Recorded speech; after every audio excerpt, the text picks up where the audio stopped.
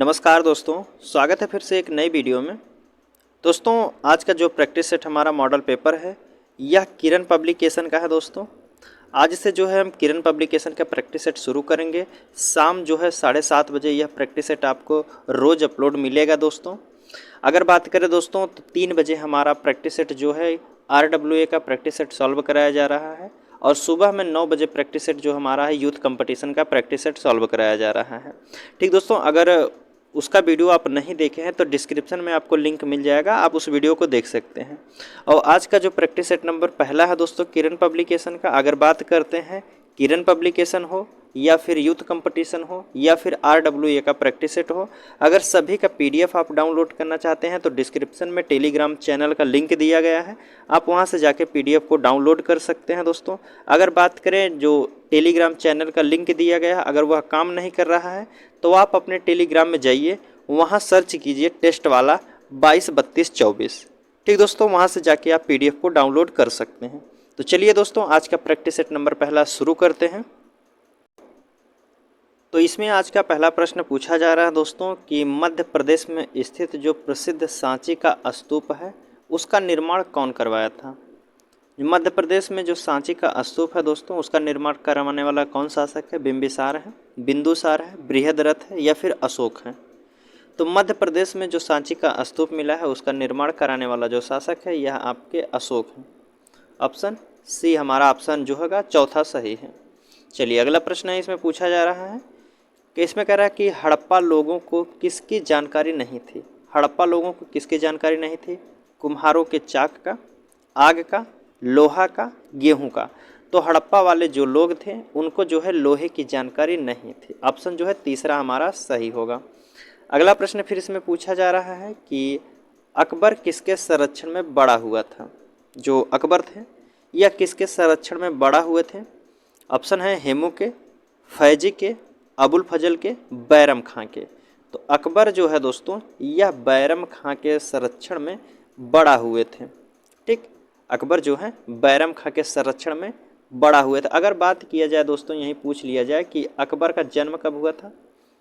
अकबर के जन्म की बात करें दोस्तों तो अकबर का जन्म जो होता है इसका जन्म हुआ था 1542 ईस्वी में।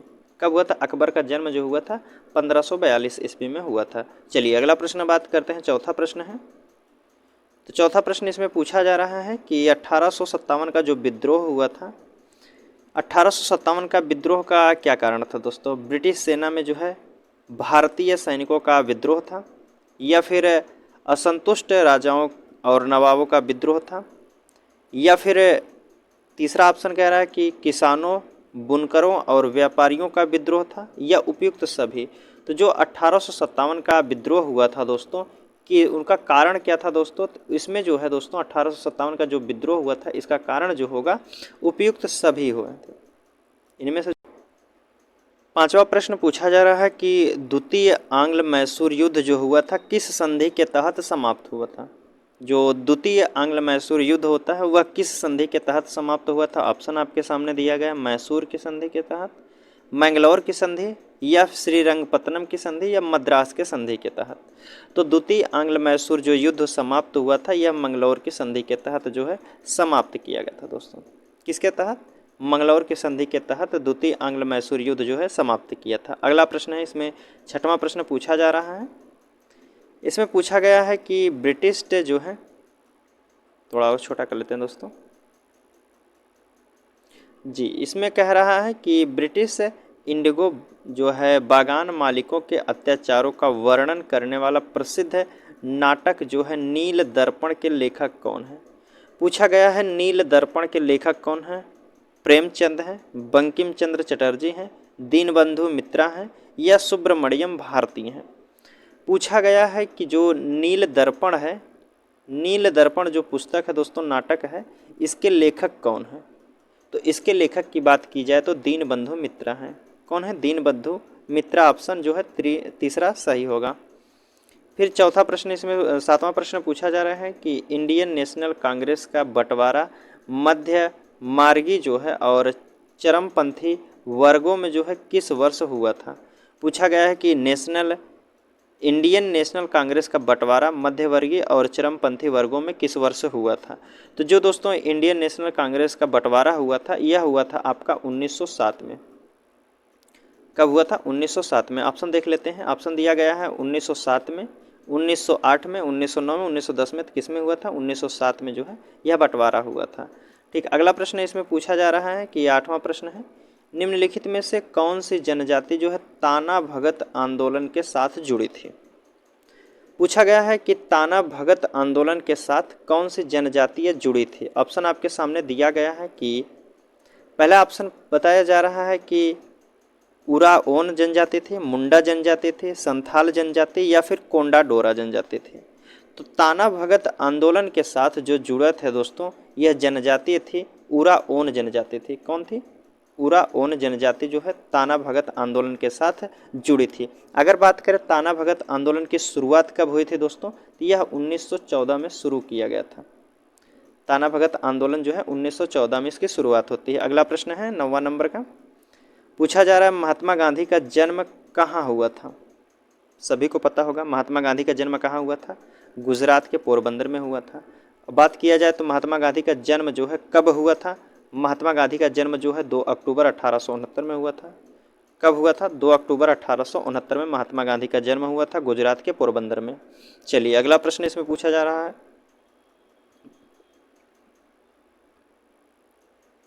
सरदार वल्लभ भाई पटेल की तुलना निम्नलिखित में से किससे की जाती है? सरदार वल्लभ भाई पटेल की तुलना जो है इनमें से किससे की जाती है? माजनी से, जो है कैवुअर से, या फिर गैरीबाल्डी से, विस्मार्क से की जाती है। तो सरदार वल्लभ भाई पटेल की जो तुलना की जाती है यह विस्मार्क से की जाती है। क्या होगा? ऑप्शन चौथा हमारा सही होगा। सरदार वल्लभ भाई पटेल की जो तुलना की जाती है विस्मार्क से की जाती है। अगला प्रश्न इसमें भूगोल का प्रश्न शुरू होता है। पहला प्रश्न इसमें पूछा गया है, भूगोल का पहला प्रश्न है कि कह रहा कि किस क्षेत्र में लवणता जो है अधिक होने के कारण संभावना है? कह रहा किस क्षेत्र में लवणता अधिक होने की संभावना है दोस्तों? ऑप्शन आपके सामने दिया गया है, हिंद महासागर में, या फिर लाल महासागर में, उत्तरी प्रशांत महासागर में, उत्तरी अटलांटिक महासागर में। पूछा गया है कि किस क्षेत्र में लवणता जो है अधिक होने की संभावना है। लवणता अधिक जो संभावना है दोस्तों यह लाल सागर में होती है। सबसे ज़्यादा लवणता जो है लाल सागर में पाई जाती है। अगले प्रश्न की बात करते हैं तो 12 नंबर का प्रश्न पूछा जा रहा है कि टुंड्रा प्रदेश जो है, टुंड्रा प्रदेश का महत्वपूर्ण क्रियाकलाप क्या है? टुंड्रा प्रदेश का महत्वपूर्ण क्रियाकलाप की बात की जाए तो यहाँ दोस्तों ऑप्शन दिया गया है, मत्स्य उद्योग है, पशुपालन से, शिकार से है, या फिर कृषि करना है। तो टुंड्रा प्रदेश का जो महत्वपूर्ण क्रियाकलाप है दोस्तों यह पशुपालन है। ऑप्शन क्या होगा? ऑप्शन बी हमारा दूसरा सही है। चलिए अगला प्रश्न है 13 नंबर का। इसमें पूछा जा रहा है कि भारत की निम्नलिखित में से कौन सी पर्वत श्रृंखला जो है सर्वाधिक प्राचीन है? भारत की कौन सी पर्वत श्रेणी है जो सबसे पुरानी है दोस्तों? हिमालय है, विंध्य है, अरावली है, सह्याद्री है। तो भारत की जो सबसे प्राचीन पर्वतमाला है दोस्तों यह अरावली पर्वत है। और इसकी सबसे ऊंची चोटी कौन सी है दोस्तों? आप कमेंट करके बताइए, क्योंकि यह क्वेश्चन हमने कई बार बता दिया है कि पिछले प्रैक्टिस सेट में RWA के और यूथ कंपटीशन दोनों प्रैक्टिस सेट में यह प्रश्न पूछा गया था कि पर्वत श्रृंखला जो सबसे पुरानी कौन सी है, और इसकी चोटी भी हमने बताया है कि कौन सी ऊंची चोटी है। चलिए अगला प्रश्न है 14 नंबर का। इसमें पूछा जा रहा है कि निम्नलिखित राज्यों में से किस राज्य में जो है सिंपलीपल बायोस्फीयर रिजर्व स्थित है? बायो रिजर्व स्थित कहाँ है दोस्तों? सिंपलीपल है, पंजाब में है, दिल्ली में है, उड़ीसा में है, या पश्चिम बंगाल में है? तो सिंपलीपल बायो रिजर्व की बात की जाए दोस्तों तो यह आपके कहाँ है? उड़ीसा राज्य में है। कहाँ है? उड़ीसा राज्य में सिंपलीपल बायो रिजर्व स्थित है। इसमें बात की जाए तो दोस्तों इसकी स्थापना कब की गई थी? इसकी स्थापना की बात की जाए तो 1980 में की गई थी। जो सिंपलीपल बायो रिजर्व है इसकी स्थापना 1980 में की गई थी। यह जो है बाघ, इसके साथ साथ हाथी और जंगली कुत्ता जो है इसमें पाए जाते हैं।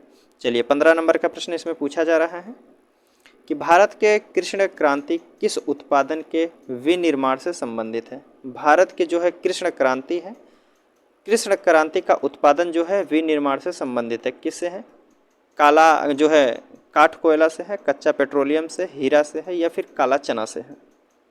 पूछा गया है कृष्ण क्रांति जो है किस उत्पादन के विनिर्माण से संबंधित है। कृष्ण क्रांति की बात की जाए दोस्तों तो यह कच्चा पेट्रोलियम से संबंधित है। किसे है?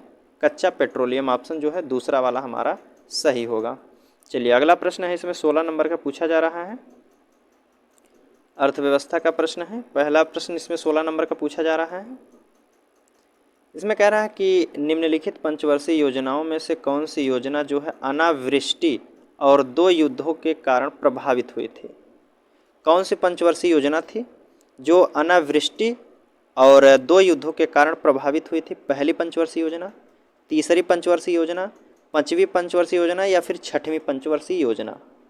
बात की जाए दोस्तों कि अनावृष्टि और 2 युद्धों के कारण प्रभावित हुई थी, तो यह तीसरी पंचवर्षीय योजना थी, तीसरी पंचवर्षीय योजना।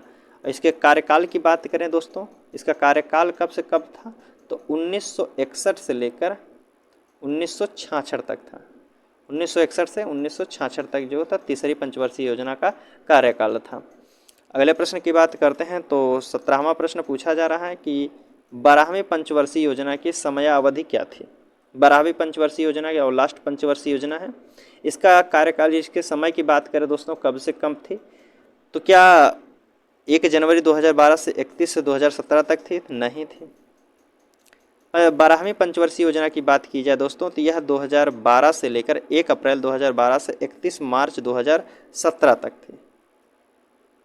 1 अप्रैल 2012 से 31 मार्च 2017 तक थी और यह अंतिम पंचवर्षीय योजना थी। इसके बाद जो है नीति आयोग का स्थापना किया गया है। चलिए अगला प्रश्न है 18 नंबर के, इसमें पूछा जा रहा है अंत्योदय जो है अन्न योजना की शुरुआत निम्नलिखित में से किस वर्ष की गई है। अंत्योदय अन्न योजना की शुरुआत किस वर्ष की गई है? 2000 से, 2002 से, 2004 से, 2006 से। अंत्योदय अन्न योजना की जो शुरुआत की गई है दोस्तों यह 2000 से शुरू किया गया। कब से? 2000 से शुरू किया गया। ऑप्शन ए वाला पहला हमारा सही होगा। इसमें पूछा जा रहा है कि कराधान सामर्थ्य सिद्धांत किसके प्रतिपादित किया है। कह रहा कि कराधान का सामर्थ्य सिद्धांत किसने प्रतिपादित किया था? एडम स्मिथ है, एजवर्थ है, जॉन जो है रॉबिन्स है या जे.एस. मिल है। तो पूछा गया है कि कराधान का सामर्थ्य जो सिद्धांत किसने प्रतिपादित किया था, तो यह कौन है? एडम स्मिथ है। कराधान का जो सामर्थ्य प्रतिपादित किए थे दोस्तों, सिद्धांत का प्रतिपादित किए थे, यह एडम स्मिथ है। 20 नंबर का प्रश्न पूछा जा रहा है कि इंपीरियल बैंक की स्थापना किस वर्ष की गई थी। इंपीरियल बैंक की स्थापना कब की गई थी? 1930 में, 1935 में, 1955 में या 1921 में की गई थी। बात किया जा रहा है कि इंपीरियल बैंक की स्थापना कब की गई थी। इसकी स्थापना जो है 27 जून 1921 में की गई थी।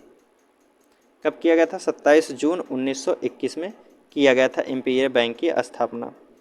21 नंबर का प्रश्न इसमें पूछा जा रहा है कि भारतीय संविधान के प्रस्तावना में लिखा गया है, क्या लिखा गया है कि हम भारत के लोग इस संविधान को अपनाते हैं, अधिनियमित करते हैं और इसे जो है भारतवर्ष को प्रदान करते हैं। यह नहीं कहा गया है प्रस्तावना में। फिर क्या कहा गया है? अगला ऑप्शन देखते हैं। इसमें अगला ऑप्शन दिया गया है कि हम भारत, कह रहा है कि हम संविधान सभा के सदस्य इस संविधान को अपनाते हैं, यह भी बात गलत कही गई है। तीसरा ऑप्शन दिया गया है कि हम भारत के लोग जो है, हम भारत के नागरिक इस संविधान को अपनाते हैं, यह भी बात गलत कही गई है। अब चौथा हमारा कह रहा है कि हम भारत के लोग अपनी संविधान सभा में इस संविधान को अपनाते हैं, अधिनियमित करते हैं और इसे स्वयं को प्रदान करते हैं। तो ऑप्शन डी वाला हमारा ऑप्शन चौथा सही होगा कि हम भारत के लोग अपनी संविधान सभा में इस संविधान को अपनाते हैं, अधिनियमित करते हैं और इसे स्वयं को प्रदान करते हैं। ऑप्शन कौन सा होगा हमारा? ऑप्शन चौथा सही होगा। अगला प्रश्न है 22 नंबर का, इसमें पूछा जा रहा है मूलभूत, जिसे मौलिक कहा जाता है, मूलभूत अधिकारों का प्रमुख उद्देश्य क्या है। मौलिक अधिकारों का प्रमुख उद्देश्य क्या है? समाज में के जो है समाजवादी ढांचे का बढ़ावा देना, या फिर दूसरा कह रहा है कि व्यक्तिगत जो है स्वतंत्रता को सुनिश्चित करना, न्यायपालिका की स्वतंत्रता को सुनिश्चित करना, या फिर उपयुक्त में से सभी को सुनिश्चित करना।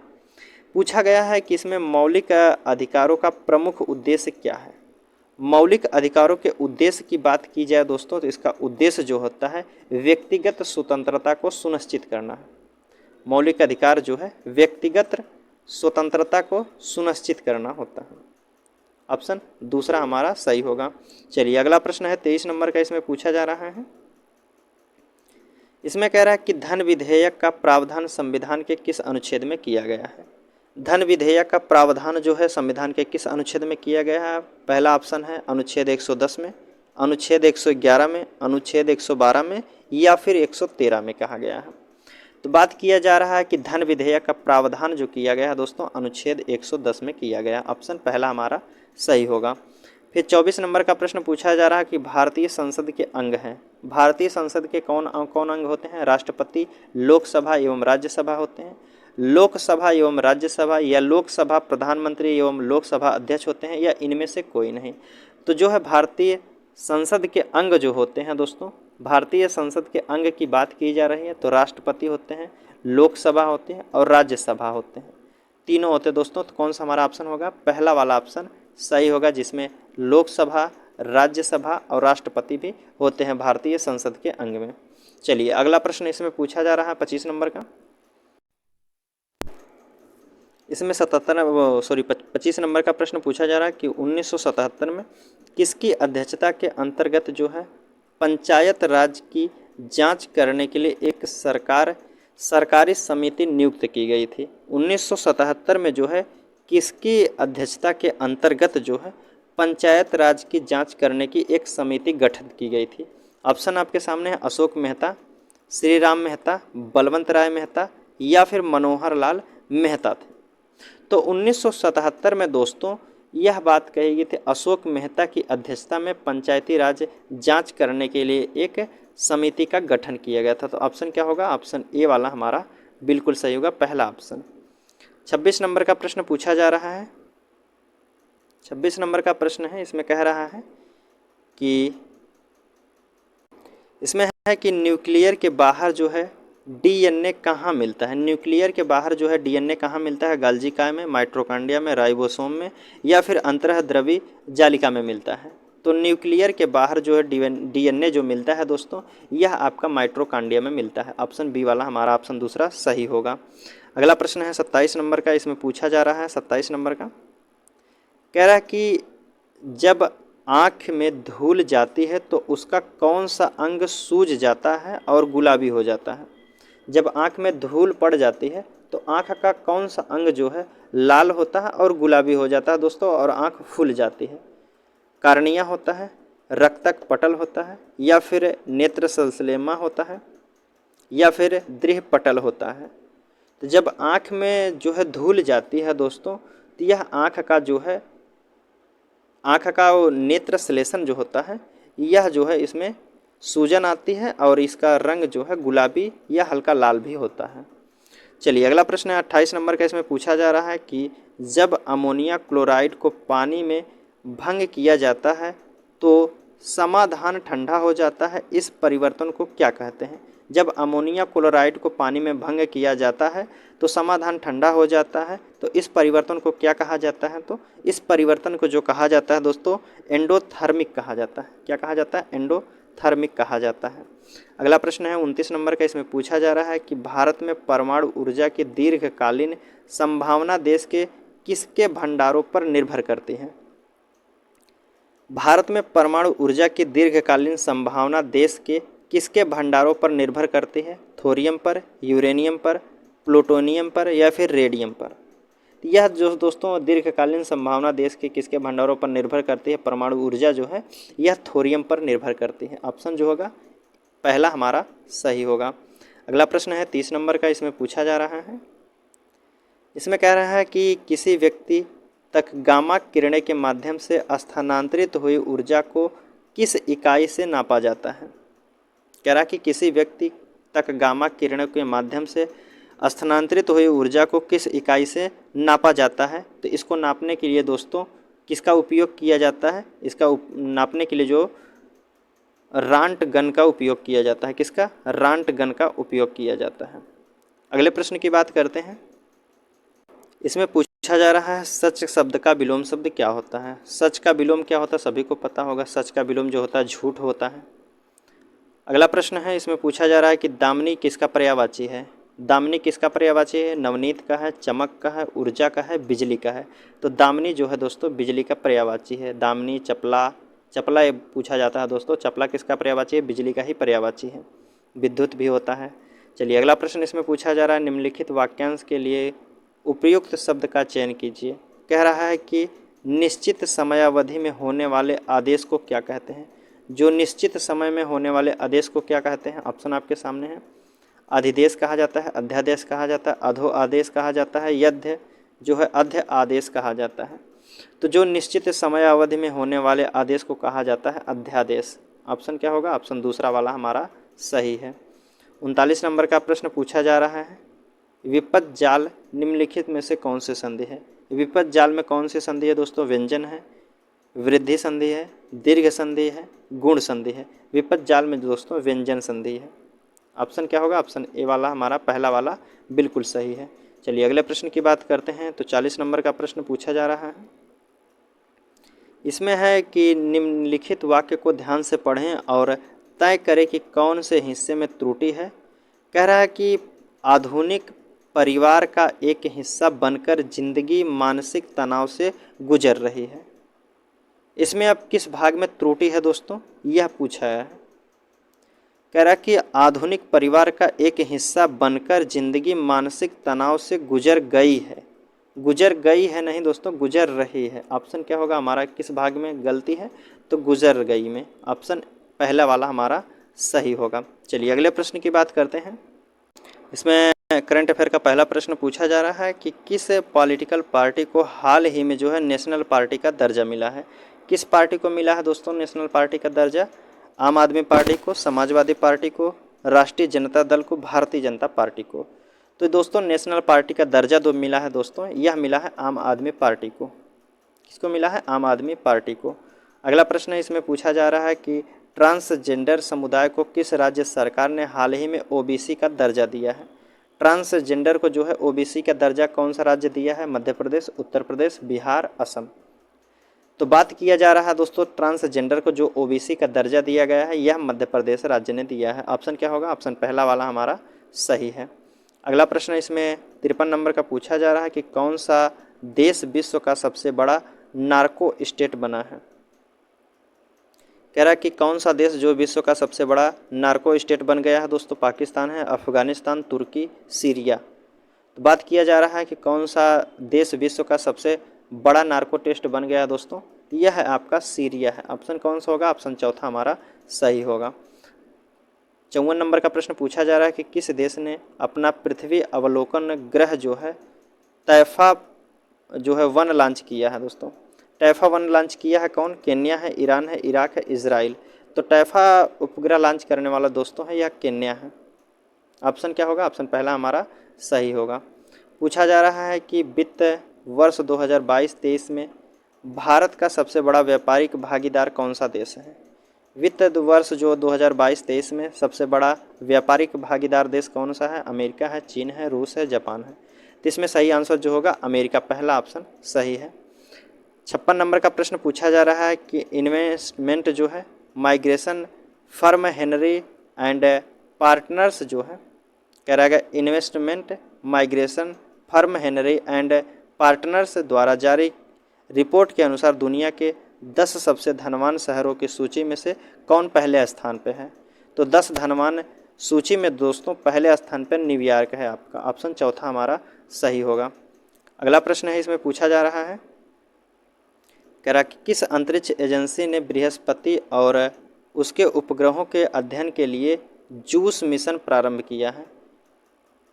कौन सी एजेंसी ने जो है जूस मिशन प्रारंभ किया है, ऑप्शन आपके सामने दिया गया है। यूरोप अंतरिक्ष एजेंसी, नासा, इसरो, जाक्सा। तो जूस एजेंसी जो अंतरिक्ष लॉन्च करने वाला दोस्तों यूरोपीय कौन है, यूरोपीय अंतरिक्ष एजेंसी है। ऑप्शन पहला हमारा सही होगा। अगला प्रश्न है 58 नंबर का, इसमें पूछा जा रहा है कि आईसीसी के 2 पूर्ण सदस्य देशों के बीच पुरुषों के अंतर्राष्ट्रीय मैच में जो है अंपायरिंग करने वाले इतिहास की पहली महिला अंपायर कौन बनी है। इतिहास की पहली महिला अंपायर कौन बनी है? तो इसका जो सही आंसर होगा दोस्तों किम काटन है। कौन है? किम काटन इतिहास की पहली महिला अंपायर है। अगला प्रश्न है, इसमें पूछा जा रहा है 58 नंबर का। इसमें कह रहा है कि किस भारतीय ने विश्व शतरंज जो है आर्मगेडन एशिया और ओशिनिया इवेंट का टाइटल जीता है? एशिया और ओशिनिया का टाइटल जीतने वाले कौन व्यक्ति हैं दोस्तों? एशिया और ओशिनिया का टाइटल जीतने वाले हैं, इवेंट का टाइटल जीतने वाले हैं, यह आपके डी गुकेश हैं। कौन है? डी गुकेश। ऑप्शन चौथा हमारा सही होगा। इसमें 60 नंबर का प्रश्न पूछा जा रहा है, कह रहा है कि किस शहर में नदी के अंदर चलने वाली भारत की पहली मेट्रो बनी है? किस शहर के अंदर जो है चलने वाली भारत की पहली मेट्रो ट्रेन बनी है दोस्तों? Kolkata metro train, Delhi metro, Mumbai metro, या फिर डी ऑप्शन दिया गया है जयपुर मेट्रो। पूछा गया है किस शहर के नदी के अंदर चलने वाली भारत की पहली मेट्रो ट्रेन बनी है दोस्तों? यह बनी है आपकी कोलकाता मेट्रो। ऑप्शन क्या होगा? ऑप्शन पहला वाला हमारा सही हो, कोलकाता मेट्रो। 61 नंबर का प्रश्न पूछा जा रहा है, इसमें सामान्य जागरूकता प्रश्न है। पूछा जा रहा है कि मैसूर पेटा एक पारंपरिक पोशाक है जिसे जो है पहना जाता है, कहाँ पहना जाता है? कमर में, कलाई में, कंधे में, सिर पर। मैसूर पेटा की बात की जाए दोस्तों, यह पारंपरिक पोशाक है, यह दोस्तों पहना जाता है आपका सिर पर। कहा जाता है? सिर पर मैसूर पोटा पहना जाता है। अगला प्रश्न है, इसमें पूछा जा रहा है कि निम्नलिखित में से कौन सा बंदरगाह जो है गुजरात में स्थित नहीं है? इनमें से कौन सा बंदरगाह एक है जो गुजरात राज्य में स्थित नहीं है? सिक्का बंदरगाह, मुंदड़ा बंदरगाह, ओखा बंदरगाह, दीघी बंदरगाह। तो दीघी बंदरगाह जो है यह गुजरात में नहीं स्थित है। ऑप्शन चौथा हमारा सही होगा। अगला प्रश्न है कि माहुरी एक पारंपरिक संगीत वाद्य यंत्र है जो किस राज्य से संबंधित है दोस्तों? माहुरी पूछा है, माहुरी किस राज्य से संबंधित है? ऑप्शन आपके सामने केरल है, उड़ीसा है, हिमाचल प्रदेश, अरुणाचल प्रदेश। पूछा गया है माहुरी जो दोस्तों यह उड़ीसा का एक लोक नृत्य है। अगले प्रश्न की बात करते हैं, तो इसमें पूछा जा रहा है 64 नंबर का, निम्नलिखित में से कौन सा उद्योग भारत के 8 महत्वपूर्ण उद्योगों में से सम्मिलित नहीं है? 8 महत्वपूर्ण उद्योगों में से सम्मिलित नहीं है। कौन? उर्वरक है, इस्पात है, कपास है, प्राकृतिक गैस है। तो 8 महत्वपूर्ण उद्योगों में जो शामिल नहीं है यह आपका कपास है। ऑप्शन तीसरा हमारा सही होगा।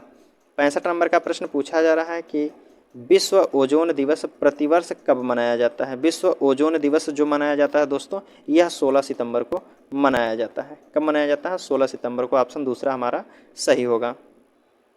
पूछा जा रहा है सुल्तान ऑफ जोहेर कप किस खेल से टूर्नामेंट है? पूछा जा रहा है कि सुल्तान ऑफ जोहेर कप किस खेल का टूर्नामेंट है दोस्तों? बैडमिंटन का है, क्रिकेट का है, फुटबॉल का, हॉकी का है। सुल्तान ऑफ जोहोर कप जो है यह दोस्तों आपके संबंधित है किससे? हॉकी से। ऑप्शन कौन है? ऑप्शन चौथा हमारा सही होगा। अगले प्रश्न की बात करते हैं, तो 67 नंबर का प्रश्न पूछा जा रहा है। इसमें है कि भारत के किस राज्य को भारत की रोटी की टोकरी का लोकप्रिय नाम दिया जाता है? भारत के किस राज्य को जो है भारत की रोटी की टोकरी नाम दिया जाता है?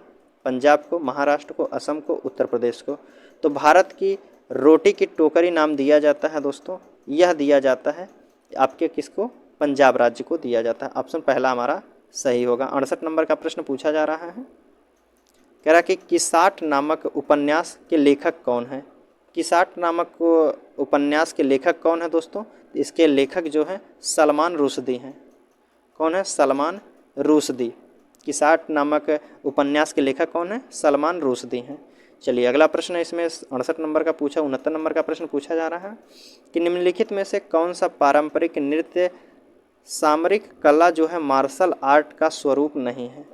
सामरिक कला जो है मार्शल आर्ट का स्वरूप नहीं है दोस्तों। मार्शल आर्ट का छऊ, लेजिम, भवई या फिर कराली पयट्टू है। पूछा गया है निम्नलिखित में से कौन सा पारंपरिक नृत्य का एक मार्शल आर्ट का स्वरूप नहीं है? मार्शल आर्ट का जो स्वरूप नहीं है दोस्तों यह भवई जो है यह मार्शल आर्ट का स्वरूप नहीं है। ऑप्शन तीसरा हमारा सही होगा। अगला प्रश्न है 70 नंबर का, इसमें पूछा जा रहा है, कह रहा कि निम्नलिखित में से कौन सा निकाय मुख्य रूप से अंतर्राष्ट्रीय वित्तीय प्रणाली की अखंडता को बनाए रखने से संबंधित है? प्रश्न एक बार फिर से पूछिएगा, सुनिएगा कि निम्नलिखित में से कौन सा निकाय मुख्य रूप से अंतर्राष्ट्रीय वित्तीय प्रणाली की अखंडता को बनाए रखने के लिए संबंधित है दोस्तों? वित्तीय प्रणाली की अखंडता को बनाए रखने के लिए जो संबंधित है दोस्तों, यह आपका कौन है? FATF है। कौन है? FATF है। ऑप्शन डी वाला, ऑप्शन तीसरा हमारा सही होगा। चलिए अगले प्रश्न की बात करते हैं।